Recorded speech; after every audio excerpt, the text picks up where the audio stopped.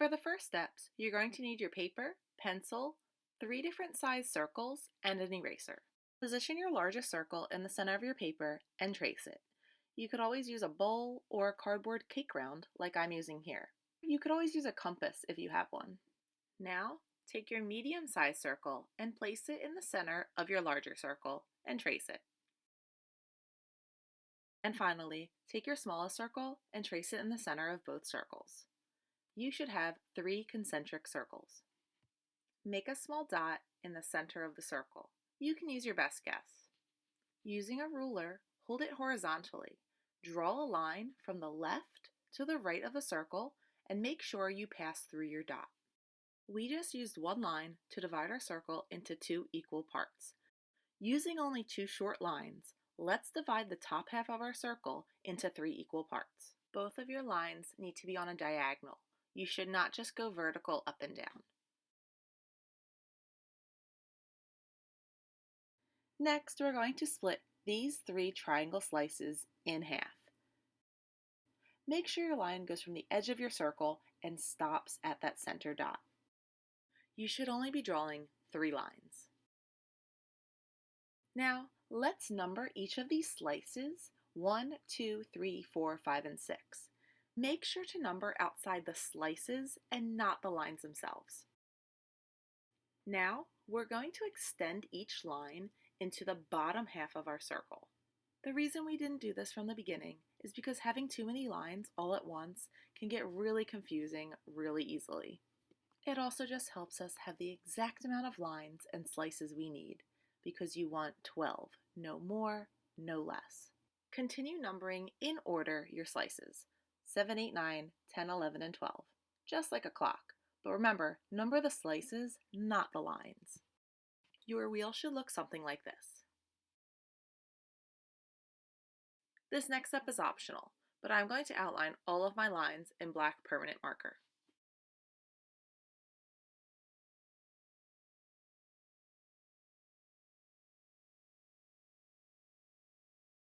Now it's time to paint. We're going to start in slice 1. Let's start with our primary colors first. Pick up some red paint on your brush and paint the outermost section all red.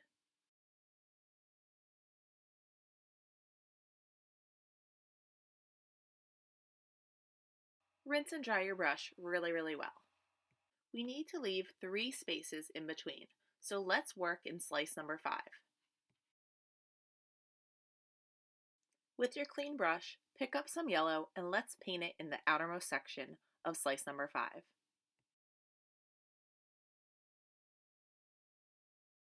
Clean and dry your brush really well. Let's skip 3 more spaces and we're going to paint in slice number 9. Using the final primary color, blue, let's paint the outermost section of slice 9 with a turquoise blue.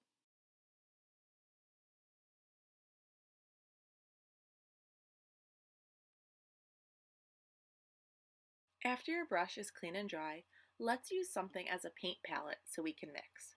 Pick up a glob of white paint and put it onto your palette. I'm just using a lid right here. Rinse your brush, dry it off, and let's pick up a little glob of red paint. We're going to mix it right in there with the white that we have. Anytime you add white to a color, it's going to get lighter. This is known as a tint. With this tint of red, we're going to paint the second section right below the pure hue with this color. Once your brush is clean and dry, let's scoop a little bit more white onto our palette, right next to our previous tint. Pull some of your previous tint into your new pile of white to make that tint even lighter. Now paint that final little piece closest to the center with the lightest tint you just made. You're going to repeat the same exact steps for both yellow and your turquoise blue. Your objective is to create 2 tints, gradually getting lighter as you get closer to the center.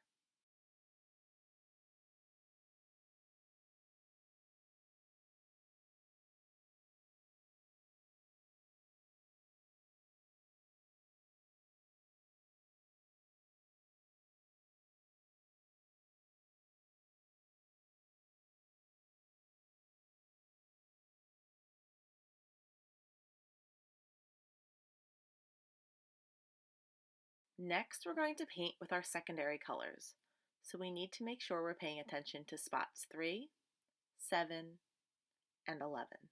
Your color wheel is correct if you are working on the odd numbers and the even numbers don't have paint yet, or just make sure you have a blank slice in between your primary colors and your now secondary colors. In spot 3, we're going to paint with orange. The primary color red plus the primary color yellow create the secondary color orange. Now, you could jump right to your tints here, but I think it's better to plot out our colors first.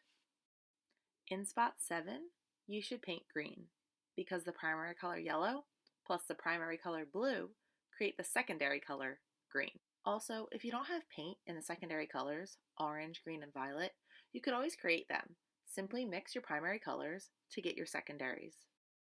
In spot 11, paint the outermost shape violet. Violet goes here because the neighboring primaries are red and blue. After cleaning and drying your brush really well, let's go back to using white to create two versions of tints. Remember, one tint should be light, and the next tint, closer to the center, should be even lighter. Always make separate piles of each color. And always start with a small pile of white and add just a little bit of your pure color to that pile of white. You'll have more success adding your pure paint color to your white pile than you would the other way around, because you're going to waste a lot of white paint if you try adding white paint into a paint color. Remember, these are just tiny sections, so you only need a tiny bit of paint. Start off easy. And when you add your pure color to the white paint, just do a little at a time. You can always make it darker, but like I said before, it's really hard to make that color, especially if it's a big pile of paint, a lot lighter.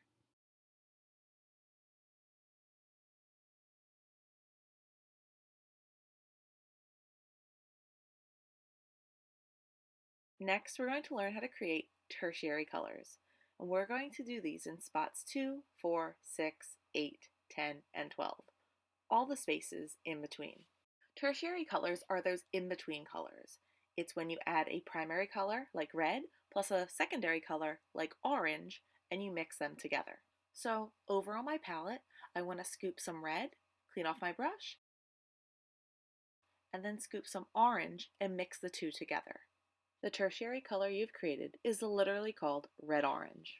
Also, make sure you have a decent pile of red-orange, because you're going to need this when you create your two tints. On the outermost edge of slice 2, paint your red-orange. On camera, red-orange might not look too different from our red or our orange, depending on what your screen looks like.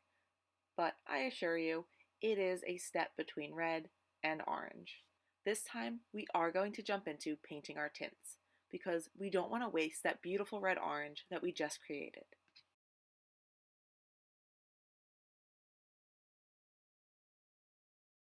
Remember, you want the most white right here. A lot of white and just a touch of your red-orange. After rinsing and drying our brush, we're going to create the tertiary color yellow-orange, which is yellow and orange. Remember, yellow is on the lighter side, so you might need a lot more yellow and just a touch of orange to get a really nice balance. Once your yellow-orange is mixed, paint it in the outermost spot in slice 4. I noticed when painting on the paper, the color didn't look as in between as I wanted it, so I added more yellow to make it look more like yellow-orange. Use white again to continue to create two types of yellow-orange tints.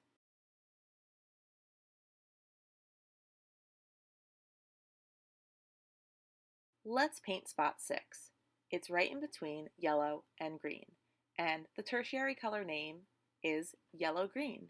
Again, don't forget to scoop a little bit more yellow than green, because the green will easily overpower the yellow. Yellow is the lightest color in the color wheel.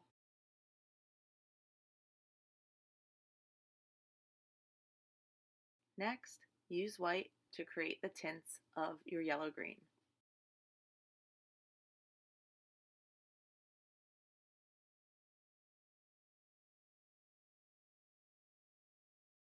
Once you rinse and dry your brush, we're going to scoop some green and blue to create the tertiary color, blue-green.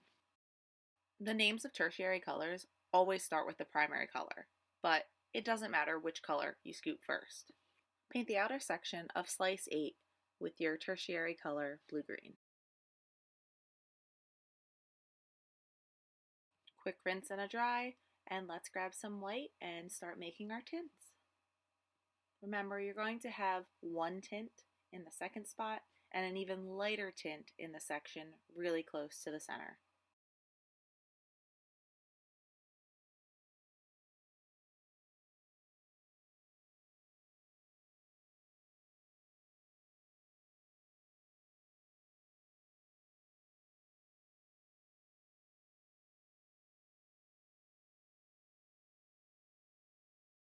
Clean and dry your brush really well again, and now let's use blue and violet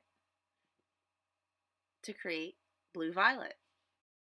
I would say violet is the darkest color on the color wheel, so I would just use a little bit of violet at a time when adding it to the blue, so it doesn't completely overpower the blue and looks a little too violet heavy. You want a good balance between blue and violet. Let's paint this outer section of spot 10 with our tertiary color, blue-violet. Time for some white, and you know what's next. Let's create tints.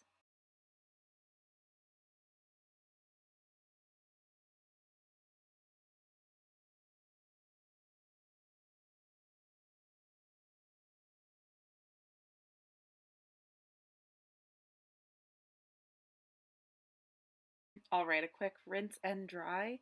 And now let's mix the secondary color violet with the primary color red to create our final tertiary color, red-violet.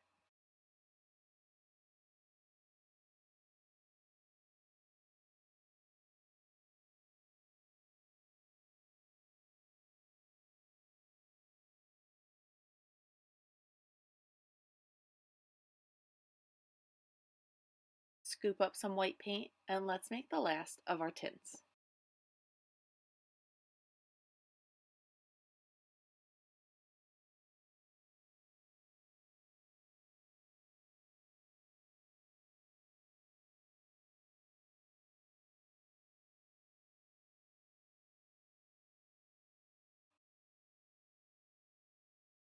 A Ferris wheel isn't complete without the carts for people to ride in. On a separate piece of paper, draw 6 shapes. I'm going to draw 6 semicircles for my cart here. You could draw any shape you'd like, but you will need 6 shapes. Also, feel free to use pencil. I'm using Sharpie so it's easier to see in the video. Instead of using white to create tints and making lighter colors, we're going to use black plus a color to create what's called a shade. I scooped some red here, and I'm going to just slightly add the tiniest bit of black to make the red darker. Remember, these are not large shapes, so you don't need to use a ton of paint. I just created one dark shade of red. Now I'm going to use orange and I'll add a little bit of black to create a dark shade of orange.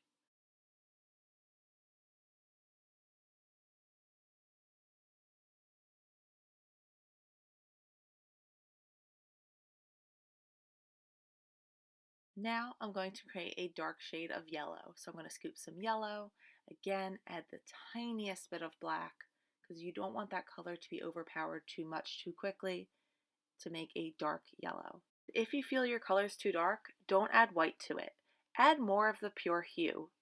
Like for instance, if I thought this was too dark, I would add more yellow. Now for our next shade, we're going to grab some green, scoop it on our palette, and again add a tiny bit of black to make a dark green. Another thing to consider if you don't like the shade that you created and you keep trying to add that hue into your darker color and it's just not working, sometimes you can just stop and create a new pile of paint to create the shade that works best for you. Now let's pick up some turquoise blue, make a little pile of that color, and add a tiny bit of black to create a shade of blue. Now for our final shade is violet. Scoop some violet, Add a tiny bit of black for your dark violet.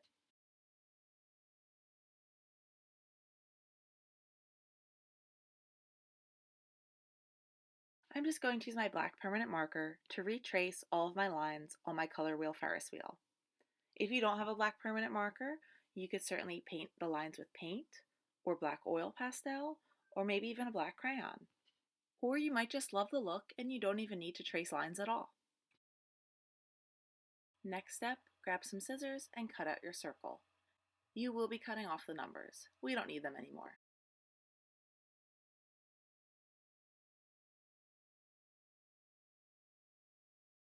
Grab a background paper. You can use any color, but I think black, white, or even gray would look best to make your color wheel really pop.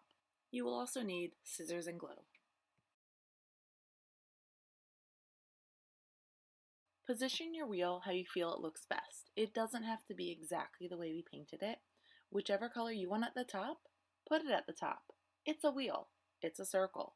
It can go in any direction. Once your color wheel is glued down to the middle top of your paper, carefully cut out your cart shapes. These are really little pieces, so try not to lose them.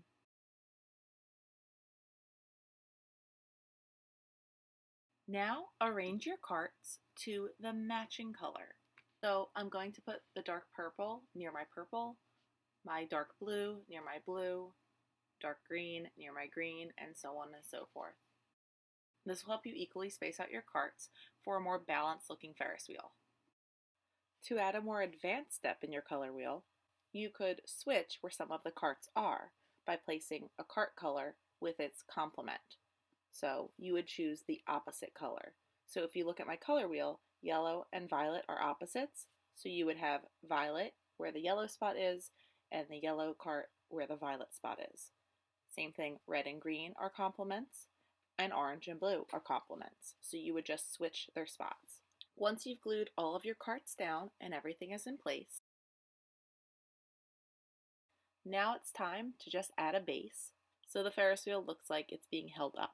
You could do this by drawing a trapezoid underneath your Ferris wheel, or cut out a trapezoid shape from a piece of paper and glue it underneath. Just make sure you place it under your color wheel and not on top. You want the Ferris wheel to look like it's sitting on top of the base and not being covered up by it. I know this lesson was a lot of work, but you learned so much. Thanks for following along.